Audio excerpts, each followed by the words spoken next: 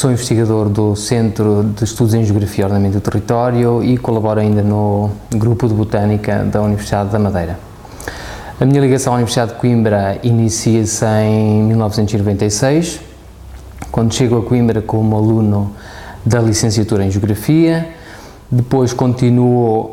no mestrado, neste caso em Geografia Física, e hoje desenvolvo os trabalhos de doutoramento no âmbito do tema de avaliação de potenciais impactos das mudanças climáticas na flora e vegetação da Ilha da Madeira.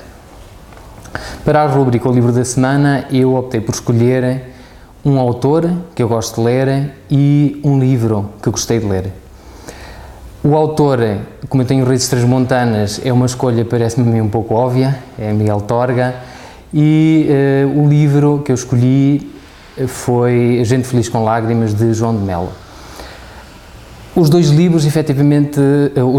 a escrita de Miguel, a narrativa de Miguel Torga e este livro em particular, de João de Melo, têm algo em comum. E porquê é que eu os selecionei? Ambos fazem, quer Miguel Torga, quer neste caso o livro de João de Melo, fazem uma descrição muito realista do mundo rural português, do profundo mundo rural, de meados do século passado. E, ao mesmo tempo, nesta descrição eles casam muito bem os aspectos da geografia física e os aspectos da geografia humana, que por defeito eu procuro sempre que faço uma leitura. Ao nível da geografia física, da geografia humana, começando pela geografia humana, todo o contexto social, os hábitos, os costumes. Na geografia física, a questão da marca da paisagem, os elementos da paisagem, como em Miguel Torga, por exemplo, as fragas, mesmo os animais que adquirem sentimentos humanos e às vezes os humanos que adquirem sentimentos um pouco mais animalescos. E então estes aspectos, da forma como eles juntam, quer os aspectos físicos, quer os aspectos humanos, é algo que me atrai no caso do Miguel Torga, é claro, é sempre uma viagem, um regresso às origens. Porque Miguel Torga tem, na minha perspectiva, uma narrativa, se quisermos, muito simples, muito prática, mas que está sempre impregnada de expressões idiomáticas e de regionalismos que para mim são muito fáceis de enquadrar e acabam por me ajudar até a preencher muito mais aquilo que leio. Ou seja, há sempre um conjunto de aspectos que estão associados a estes conceitos, a estas expressões idiomáticas e que eu consigo identificar muito bem e contextualizar muito bem. No caso, eu trouxe os Novos Contos da Montanha, mas poderia trazer os bichos, por exemplo, porque efetivamente a escrita de Miguel Torga, toda ela, para mim, é atravessada por este aspecto que é a utilização dos regionalismos e que eu aprecio muito. No caso do livro, João de Melo, Gente Feliz com Lágrimas, que acaba também então por fazer uma descrição, neste caso, do mundo rural, mas um mundo rural num dos arquipélagos portugueses, neste caso nos Açores, e é uma obra que está envolvida, toda esta descrição, pelo que eu chamo que seria uma tripla insularidade ou triplo isolamento, em que nós temos uma família que parece que se isola em relação ao contexto social de uma aldeia também ela isolada, o Rosário, e que ainda por cima está numa ilha, ou seja, um contexto geográfico de isolamento. Então estes três aspectos de isolamento são muito importantes para nós percebermos a importância que os autores dão às vivências, por exemplo, na infância. E depois, até para percebermos a importância que o seu percurso, desde que eles abandonam o Rosário, a aldeia do Rosário, e depois o seu percurso posterior e a ligação que eles mantêm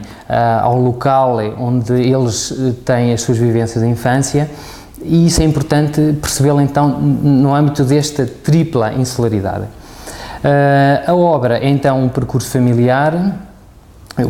que nos mostra, e que é um percurso familiar que é visto desde dentro. São três elementos, neste caso principalmente três narradores, e que veem a sua família, veem a importância do elemento, neste caso do pai, e a autoridade que ele simboliza e que acaba por marcá-los. E é uma família, começando, digamos, no núcleo mais interno, é uma família que é carente a vários níveis, não só materiais, mas mesmo em termos de afetividade, e que é também uma família tocada por um aspecto muito particular que para mim é muito característico do meio rural português, que é a questão do êxodo, da saída. A saída para Lisboa, a saída para o Canadá, e depois de que forma é que essas saídas acabam por tentar começar a modificar a própria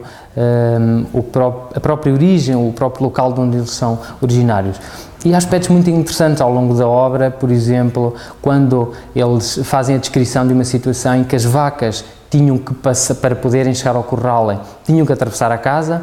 e quando comiam demasiado, ou seja, tinham a pança, como eles dizem, cheia de erva, ou estavam prenhas, havia uma grande dificuldade para eles passarem através das portas. Isto é muito interessante, que é caricato, mas ao mesmo tempo acaba por ser, é caricato o nível de pobreza que o nosso mundo rural português, que caracterizava o mundo rural português em meados do século passado. E toda a evolução, a saída e a entrada e a evolução que é feita pela entrada de aspectos como alguma melhoria, alguma inovação, como se verifica quando o pai, o elemento paterno, regressa do Canadá e substitui os colchões de palha de milho por colchões de molas. Então isso parece, o livro, ao mesmo tempo que é um percurso familiar, representa também o percurso, a evolução que o mundo rural português faz a partir de meados do século passado, e em ritmo muito lento, enquanto está vigente o antigo regime, ou digamos a ditadura, mas que depois, a partir desse momento, então, muito mais rapidamente, e claro, depois alguns dos aspectos que são referidos, quer em Miguel Torga, mesmo em João Melo, eu ainda consigo identificar alguns na minha vivência infantil, porque eu sou proveniente exatamente de um mundo rural e se calhar por isso esta é a minha escolha, ou seja, ter escolhido os autores que ainda na sua escrita tocam alguns aspectos que são conhecidos da minha infância.